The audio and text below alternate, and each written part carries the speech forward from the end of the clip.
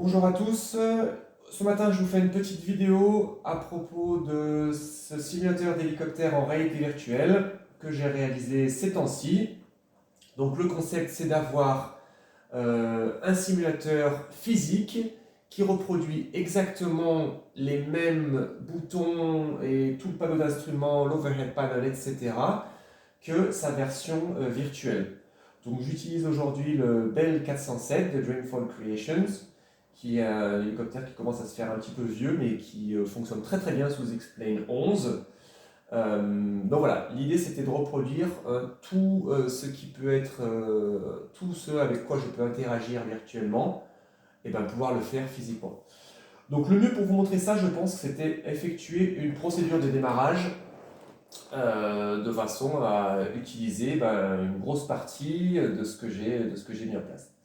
Donc la première chose, ce qu'on va faire, c'est qu'on va activer la batterie. Donc comme vous le voyez, hein, j'ai aucun moyen de tracer la position de mes mains. Il n'y a pas de capteur sur le casque. C'est un Oculus Rift CV1, première génération. Donc là, on a un bruit un petit peu ennuyeux qui arrive, donc je le coupe, voilà. C'est juste par mémoire, entre guillemets, de la position des switches et le fait qu'ils soient exactement dans la même position en virtuel et en réel. Donc ça me permet d'aller interagir avec les boutons. Je ne sais pas si on voit bien, hein, si je vais interagir avec ça par exemple, je l'active comme ceci et je l'atteins facilement.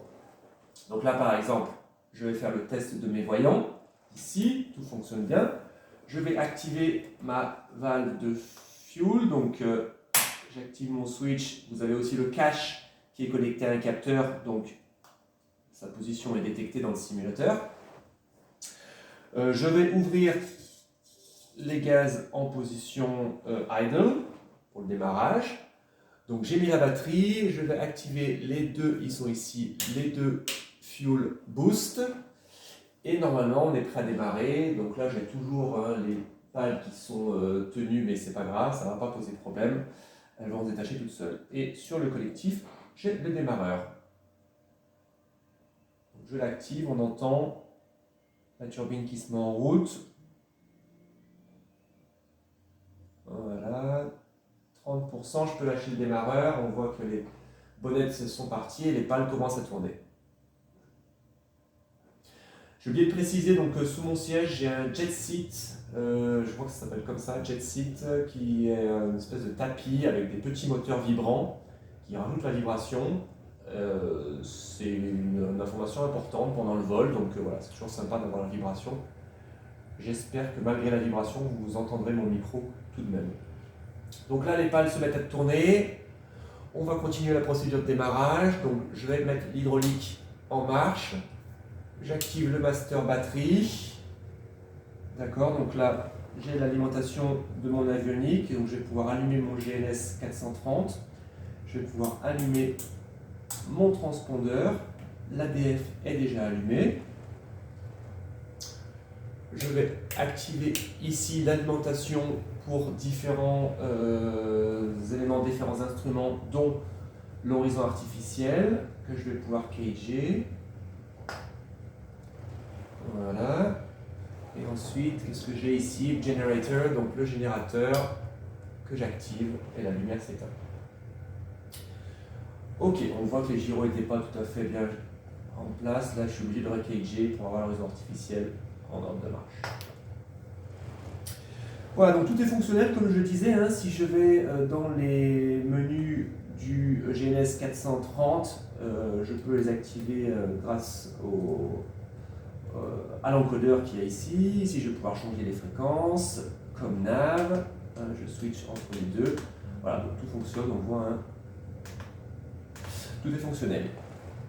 Dernière chose que je ne vous ai pas montré, ce sont ici les breakers. Donc là aussi, ils sont fonctionnels. Ils sont tous supposés être poussés, ce qui est le cas. Si j'en tire un ou plusieurs, je ne sais pas si ça se voit en caméra, hein, on voit bien les petites tubes blancs qui sortent là. Voilà, donc ça fonctionne. Dernière petite chose bien inutile mais qui est toujours sympa, la petite lampe ici. J'ai mis deux capteurs sur la position X, la position Y, qui fait qu'en la faisant bouger en virtuel, elle bouge en réel, ou l'inverse, en la faisant bouger en réel, elle bouge en virtuel.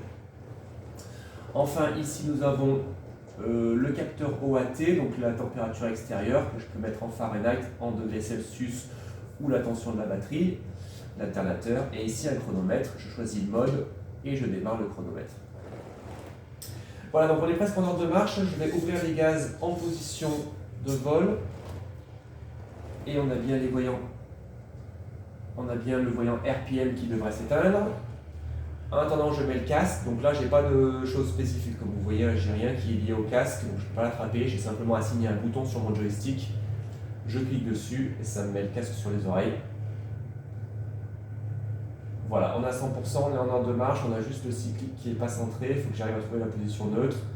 Peu importe, je regarde droit devant et je le mets en stationnaire.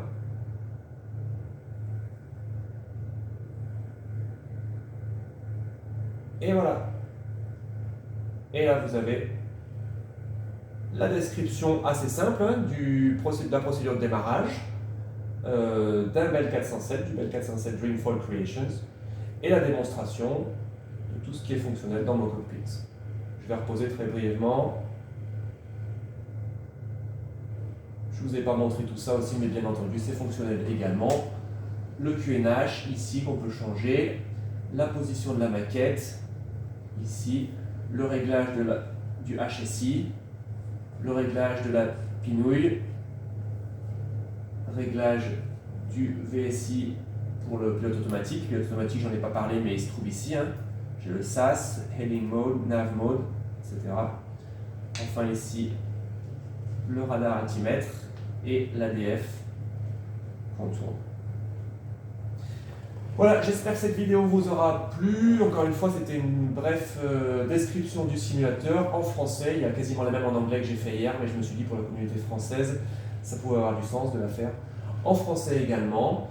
Je vous remercie de m'avoir regardé et je vous souhaite une bonne journée à tous.